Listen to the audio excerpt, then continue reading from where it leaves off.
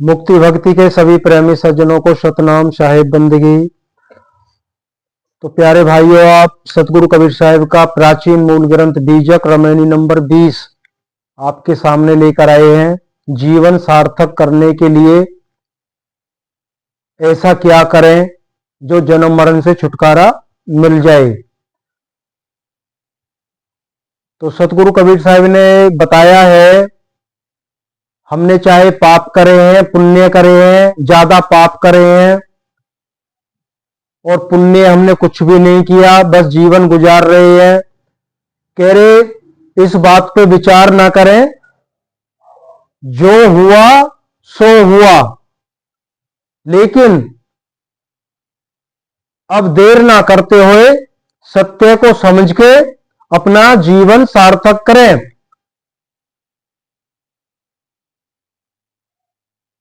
जो सच्चा सुख, परम शांति, अपना निज घर, जहां से बिछड़े बहुकल बीते, भूमि परे बुलाए। कह रहे दोबारा ही जन्म मरण में ना आना पड़े।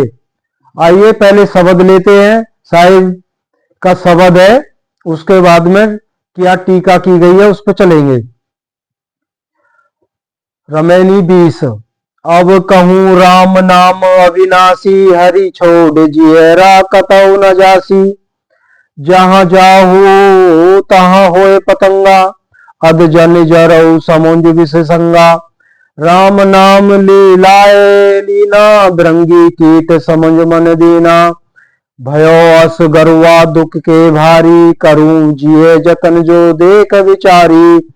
मन की बात है लहरी विकारा, ते नहीं सूझे वार न पारा। इच्छा करी भव सागर, जामे बोईते राम आधार।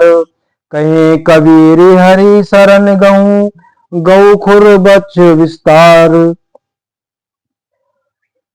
तो साहिब का है,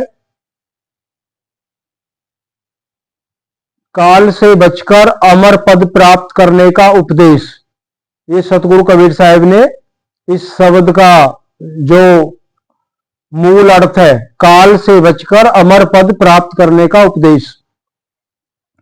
सतगुरु कबीर साहिब कहते हैं, हे जीवो, अभी तक जो हुआ सो हुआ, किंतु अब यह देव दुर्लभ मनुष्य शरीर को पाकर सार शब्द के भेदी सतगुरु की शरण में जाओ। अब देखो बार बार आ रहा है, सार शब्द स्वरूप भेदी सतगुरु की शरण में जाओ।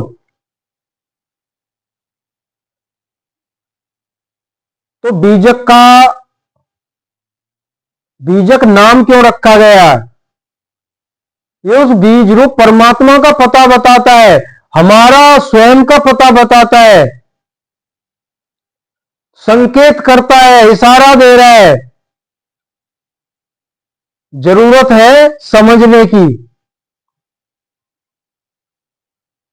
बिल्कुल खुल के लिखा गया है, आत्मा का परिचय कैसे होगा, परमात्मा का परिचय कैसे होगा, सब संकेत में लिखा गया है।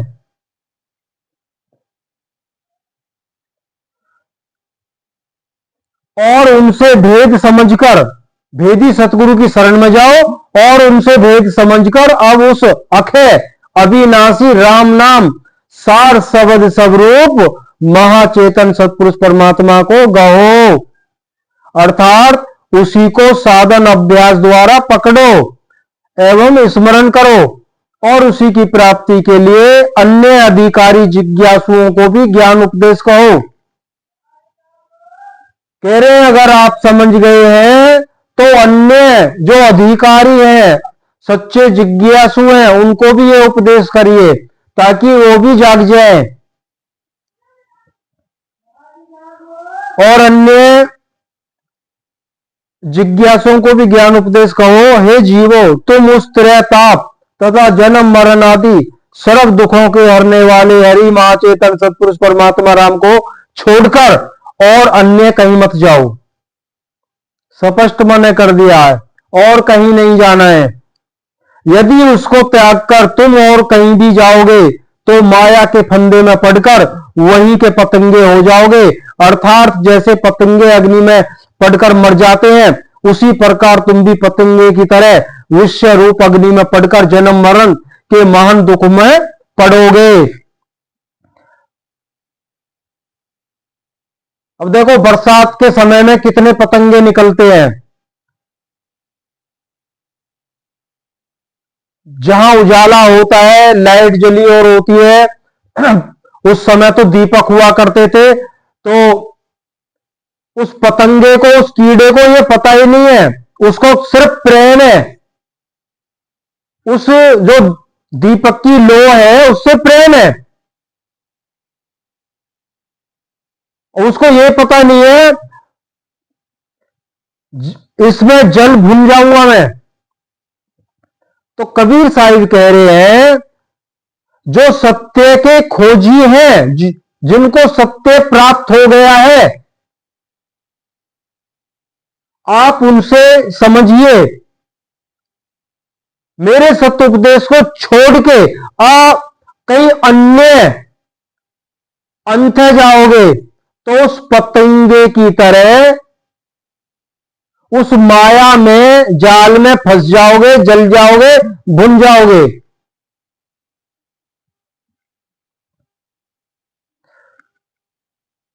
कह रहे इसलिए अब भी विषयों को विष रूप समझकर उस विषय रूपी अग्नि के साथ पतंगे होकर तुम क्यों जलो।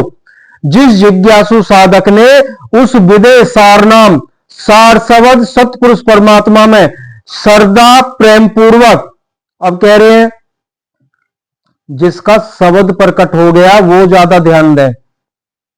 जिस जिज्ञासु साधक ने उस विदेह राम नाम सार शब्द सतपुरुष परमात्मा में श्रद्धा प्रेम पूर्वक अर्थात लगन, निरंतर लगन लगा लिया है, उसने भृंगी कीट न्याय को समझकर उसमें अपने मन को दे दिया है, अर्थात मन को लीन कर दिया है।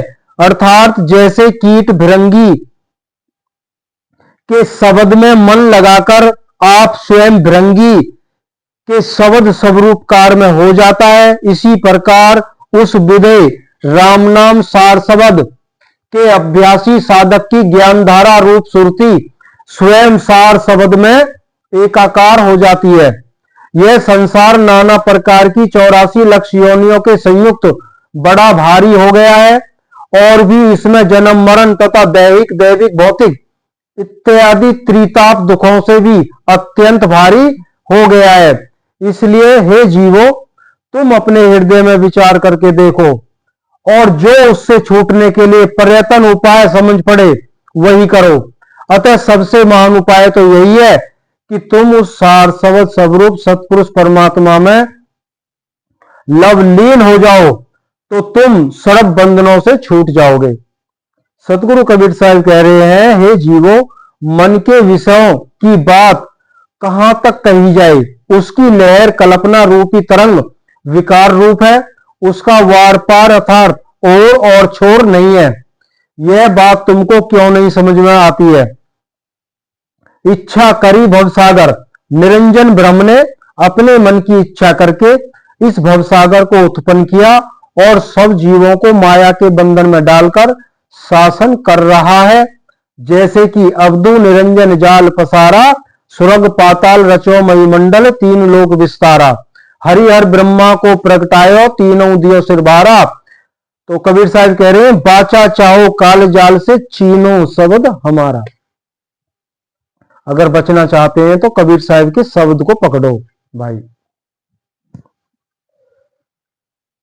कह रहे हैं आगे, अतः इस भवसागर रूप समुद्र से पार होने के लिए उस निरंजन ब्रह्म के परे आगे जो सार शब्द स्वरूप महाचेतन सतपुरुष परमात्मा राम है, एकमात्र उसी का आधार है, वही जहाज है। इसलिए सतगुरु कहते हैं कि हे जीवो, तुम उसी त्रिताप तथा जन्म मरण आदि सर्व दुखों को हरने वाले महाचेतन सतपुरुष परमात्मा हरि की शरण ग्रहण करो, जिससे कि यह भवसागर का विस्तार गाय के बछड़े के खुर के समान अत्यंत लघु छोटा हो जाएगा।